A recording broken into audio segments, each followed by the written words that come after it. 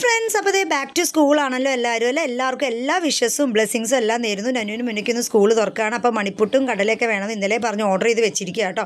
അപ്പോൾ എന്തായാലും ഇതേ അവർക്ക് നല്ല ക്ഷീണമുണ്ട്, നമുക്കേ പറ്റുന്നില്ല. കാര്യം ഡെയിലി റുട്ടീനൊക്കെ മാറിയല്ലോ, ഇന്ന് മുതൽ പുതിയ റുട്ടീനല്ലേ. അപ്പോൾ നന്നു അല്ലേ നല്ല എക്സൈറ്റഡ് ആണ് സ്കൂളിൽ പോകാൻ. മുന്നേ ആസ് യൂഷ്വൽ ഉറക്കച്ചെലവിലാണ്. അപ്പോൾ നന്നു ഇതേ അതിൻ്റെ ഇടയിൽ കൂടി ജെല്ലേക്ക് കൂടി അവൻ്റെ കോഴിനെ താറാവിനെയൊക്കെ നോക്കിക്കൊണ്ടിരിക്കുന്ന ആട്ടേ കാണുന്നത്.